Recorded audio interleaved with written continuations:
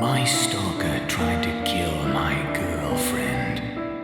By Nader Shards 47. I had blocked this story from my memory until my girlfriend reminded me of it a couple of days ago. I started dating my girlfriend at the end of my senior year, and before we started dating, I used multiple dating apps. In many of my dating app profiles, I had my Snapchat listed so that people could add me. This is important later. Nothing led to anything with the dating apps, as you can imagine. I'd talk to people for a bit, and eventually the conversation would just die out. When I began dating my girlfriend, I had deleted the apps, but never deleted my account, meaning people could still see my profile and my Snapchat in it. I realized this after a few people would add me, but it didn't go anywhere because I'd tell them that I had a girlfriend. As you would imagine, the conversation would end there, at least with the normal people. But there was this one guy who added me, let's call him Adam, and he asked me if I was available. Being straight, I was used to guys adding me, so I gave him the usual response. Sorry, I'm straight, and I have a girlfriend, what's more. I expected him to leave me alone, but he didn't. At first, the messages were normal. How was your day? What did you do today? Simple stuff like that. Being the nice guy that I am, I responded because I thought this guy maybe just wanted to be friends. Then the messages got progressively more creepy. He started asking questions about my girlfriend, and not the basic questions either.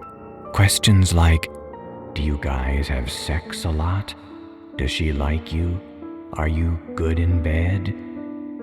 I simply responded with, those are kind of personal questions, and I don't feel it's right for me to share my dating business with you. Adam would always apologize and not talk to me for a few days. Then he would hit me up again and ask more creepy questions.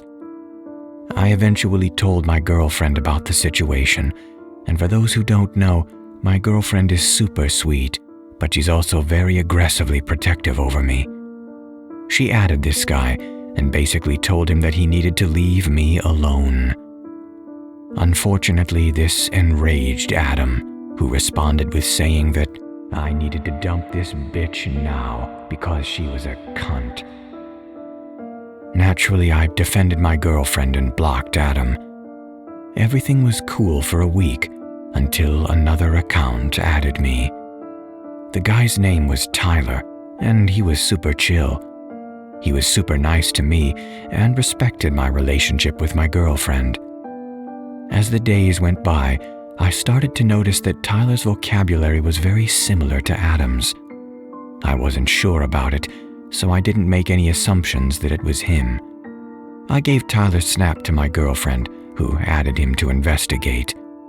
As soon as she added Tyler's snap, Tyler flipped out on her, which confirmed to us both that Tyler was Adam. As soon as this realization was made, I blocked him again. From there, everything went quiet from Adam for about a month. I live in the suburbs of Chicago, and both my girlfriend and I live down the street from each other. Naturally, we see each other a lot, and both of our families are really good friends with each other. On top of that, our families would also house sit or pet sit for each other. Anyway, a month went by until I got a letter with no address or name on it, just my name on the front. I opened it, and to my shock and horror, it was basically a love letter from Adam. The premise of the letter was basically him saying that he loved me and he wanted me to run off with him. The letter also took a very sexual turn halfway through, with him describing what he wanted me to do to him and him to me. At this point, two horrifying realizations hit me. One, that he knew my address, and two, he must have dropped the letter off himself, meaning that he was in my town. I immediately called my girlfriend, who was equally as shocked as I was, and after consulting with my parents and hers, we called the police. Unfortunately, since I had blocked as well as removed Adam's social media information and the letter had no return address, there was nothing we could do about it. Day after day, letters would just keep appearing in my mailbox until they also started appearing in my girlfriend's mailbox as well. Her letters were far worse than mine. Adam wrote how much he hated her and how much he wanted to hurt her. He also stated many times of the ways he would inflict pain onto her until she broke up with me. Like me, she took this to the cops, and again, they could do nothing about it. My girlfriend's family had plans to go to Hawaii for a vacation, and I was to house sit for them. The first couple of days were fine, until around 1 or the last nights of the week. As per usual, I was over at their house watching TV on their couch when the power went out. Mind you, it was around 1 a.m., and it was pitch black when I heard those lights go out. A few seconds were silent when I heard a window smash from the office. To understand this more, let me give you the layout of the house. When you entered the front door, on your left was the living room. Straight ahead was both the kitchen and the stairs, and to the right was the office and the dining room. On the upstairs level, as soon as you reached the top of the stairs, a bedroom was straight ahead, and my girlfriend's room was on the right, and the other bedrooms were on the left. Immediately, I shot up and grabbed a kitchen knife and ran upstairs to hide while I called the police. I quickly got into my girlfriend's room and slipped into the closet. As soon as I was able to contact the operator, I heard a pounding of the intruder running up the stairs. Thankfully, I had relayed all the information to the operator in time, who stayed on the line as we both remained quiet. The intruder took a left when he reached the top of the stairs, which gave more time for the police to arrive and me to get ready just in case I needed to defend myself. A few minutes went by until I heard the intruder start walking toward my girlfriend's room. In the only few precious seconds I had left, I slipped out of the closet and positioned myself next to the door. As soon as he opened it and started entering the room, I took the kitchen knife and drove it into his shoulder. A young man screamed in pain as I heard a heavy metallic object make a large thud as it hit the ground. From there, I bolted out of the house when I was met by 4 squad cars and cops with their guns raised. I threw my hands up thoughtlessly, shouting that he was upstairs in the right room. A few minutes went by, and the intruder was dragged out, still screaming in pain. With the siren lights flooding the street, I got a glimpse of his face. It was Adam. I was informed later by an officer that the metallic thud made by him was a dropped handgun. Adam was from Texas, and he traveled up to my state to be with me. He had rented a room at a local motel and would put letters in both me and my girlfriend's mailbox daily. He would do this in the early hours of the morning, which was confirmed by the security footage of the motel he was staying at. That night, Adam had planned to kill my girlfriend and her family, so I would choose to be with him. He had managed to pry open the power box and switch off the power to her house, along with the neighboring houses. He broke in with the intent of her being there. Unfortunately for him, she was enjoying her tropical vacation with her parents. To be honest, I have no idea how this outcome would have been different if they would have not gone on vacation. I am so grateful that I still have my girlfriend, as well as her family, alive.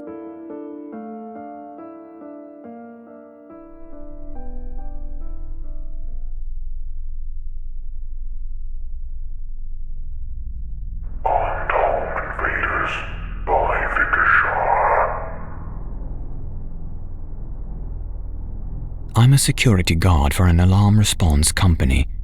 We answered alarms for businesses and private residences. 99% of the time, it's a motion detector set off by a cat, or a restaurant forgot to disarm their stuff before the stock truck arrived to unload. But in this case, I was called out to a house where the back door alarm was set off, like it thought someone had opened it. The owner was out of town, but she was alerted by her app and her mother to meet me there. We checked the back door. It was locked. We figured maybe someone tried the door, but it didn't budge, setting off the alarm. But there was a light on inside. The mom mentioned this to the daughter on the phone. Daughter said she wasn't sure if she left the light on or not. It's a good idea to make people think someone is at home, of course, but she just wasn't sure. That gave me a bad feeling. The mother wanted to go inside and check. However, she didn't have a spare key. The neighbor did, but they were asleep and Mom didn't want to wake them. I filled out my papers and went back to my normal patrol routes. An hour later, the same home sent out an alert. I was the only one in my city zone, so of course I had to answer it again. When I pulled up, police and CSI were there, talking to the mother and now awake neighbors. They were reviewing the video footage sent them by the daughter. I looked at the footage. 4 armed men wearing masks and hoodies came out of the bathroom a minute after the mother and I left. They proceeded to rob the place. They had broken in and locked the door behind them for appearances. They were the ones who turned on the light. The mother told me 3 guys had robbed her daughter's home a half-month before. Somehow, they knew when this girl would be out of town. They appeared smart, desiring a quiet robbery without conflict, but they brought guns too, so they were preparing to shoot their way out of trouble if need be. The mother had wanted to go in. If she had had a key or woken the neighbor for one, we would have likely been shot dead by these guys when we went inside. Work doesn't even give me a Kevlar vest or anything. If ever I get another house call and someone is there, I am not going inside no matter what is asked of me. I count myself fortunate the way I was blocked this time, because I was prepared to foolishly go in and check if I could. The 1% of the calls where something is actually off, it has never been as bad as this one.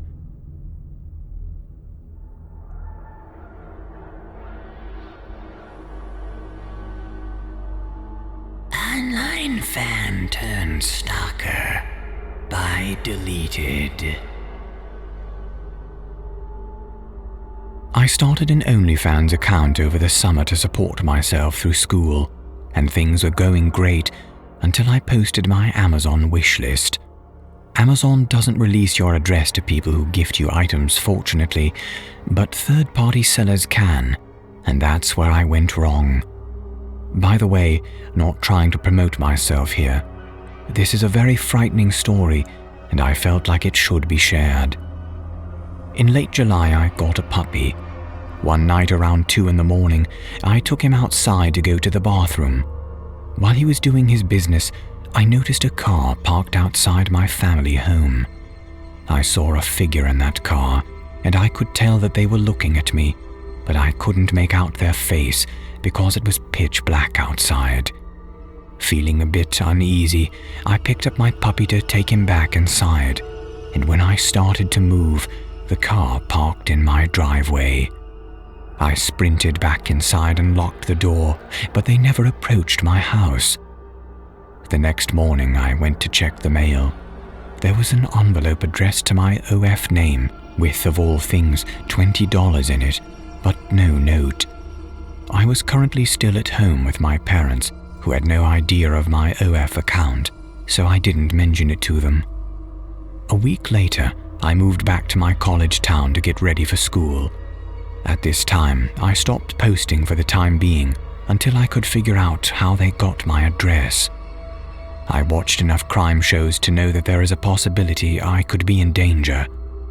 I lived in a duplex too, with a gated parking lot for reference. One morning, I was planning on vlogging my trip to Target because I was planning of starting a YouTube channel in the near future, since OF felt safe at the time. When I got to my car, it had been ransacked and my vlogging camera was missing. I know it was my fault for leaving it in my car, but I was using it the night before, and since I live in a gated area, I didn't think it would be unsafe. It wasn't in plain sight either. I had hidden it in my glove box. I used that camera to film my content, and the SD card was in there and had all of my unreleased photos and videos, including a few that I'm not really proud I took. I know they stowed it just for the SD card. I'm sure of that. Anyways, this is where the story gets even weirder.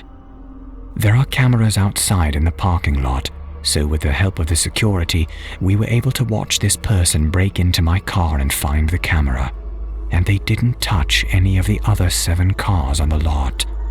They knew which car was mine, which suggests that they had been watching me for a bit. After they got that camera, they walked around the duplex until stopping near my window. My bedroom faces an outside street, and my blinds are broken, so it was quite easy to see in. I have a curtain, but it doesn't really cover the window all the way. This person watched me sleep for an hour or so. I have no idea why they didn't try to break in, but thank God they didn't. This person then sold my camera to a pawn shop, and since I knew the serial number, the police were able to track it down. However, as you can likely assume, my SD card was missing. I believe the police are still trying to track them down, but I have broken my lease and moved to a new place, so hopefully that will keep me safe.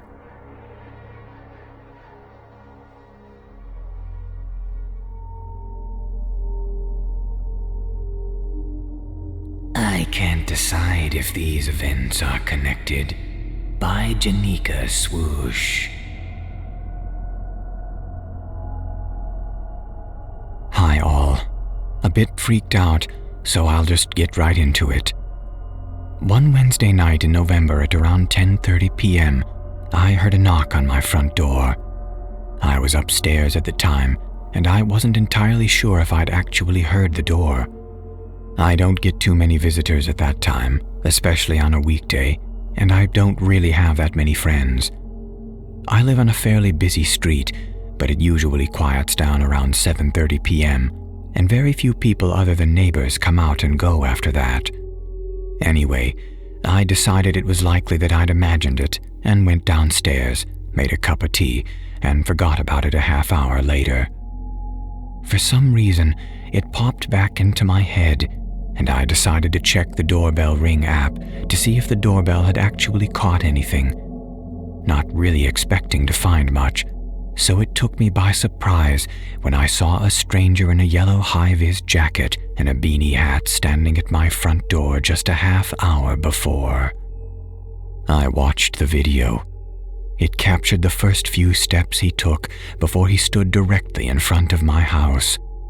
He looked up at my bedroom and then took a step back into the road. My front door opened directly into the footpath, and there was a road after that. Now, I can't tell if he took the step back in order to see my bedroom better, or if it was because a car had just turned on my road and he wanted to position himself between 2 parked cars to make it more difficult for anyone to see him. Whatever it was, he definitely seemed to be aware of that car. When the car was out of sight, he stepped forward and knocked on my door. People do this a lot, despite me having a doorbell. The moment he knocked, he started to act even weirder. He rubbed his head. He looked left and right, and then up at my window, and then left to right again and up at the window again. He sighed as though he was exasperated, and then something to the right caught his eye, and he very swiftly power-walked off to the opposite direction that he came from.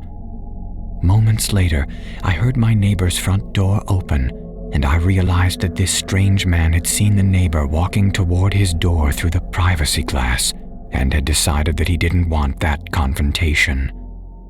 I live in a terraced house, and it's easy for neighbors to get confused by whose door is being knocked on. I called for my partner to watch the video, and he also had never seen this man before, but agreed that he looked real dodgy. I sent the video to 2 of my brothers, who also agreed he looked really shifty, and advised me to call the police if he came back, and to then call them right away. Now, we live in a high-crime area, and we've all seen our share of drama and trauma, and we were all detecting something off about this man. It was not just a case of paranoia. Anyway, I decided to check previous captures of my doorbell, and I saw this guy walk past my house 4 nights in a row. Just walk past, and that's it. The last and 5th time he was caught was the incident I described, and I've never seen him again. So, last night around 11 p.m., I was in my backyard emptying my indoor recycling bin into the outdoor one when I suddenly got an odd sensation, and I looked to my left to see what looked like the shape of a man standing at the far end of my alleyway. In some American terraced houses, 2 houses will share a long alley that is sandwiched between them and sort of built into the brickwork. They're actually really dark, even in the daylight, and most people will agree, quite scary. Mine and my neighbor's back gardens can be accessed through our alleys, and it leads right out to the street. Now, my alley has a large gate that I try to keep locked at all times, but I'd noticed someone had been putting the latch on and not locking it with the key. Anyway, back to the shape. I didn't have the best eyesight, and so for a moment I thought my mind was playing tricks on me. It was like there was a vague man shape that was darker than the surrounding dark, and so looking at it trying to convince myself that my mind was playing tricks on me, when suddenly my heart was in my fucking throat because I heard frantic steps coming from the direction of the shape and suddenly lost sight of the head, or where I thought the head was, like it had suddenly ducked out of view or something. I literally flew into my house and locked the door. I stood in my kitchen, looking out of the window, not knowing what to expect, when I realized my partner was in the shed doing woodwork. So I texted him someone was in the alley and to stay put, and he took from that to run into the garden wielding a hammer. So that's what he did. This creep would have had plenty of time to realize what was going on, as my garden is long, and so he took off. My partner confirmed the gate had been messed with and opened. I'm just wondering if these 2 things are linked, and what everyone's thoughts are. I have the video, but I live right across from a small business with its name in huge letters, and so for privacy reasons, I'd rather not state the specifics.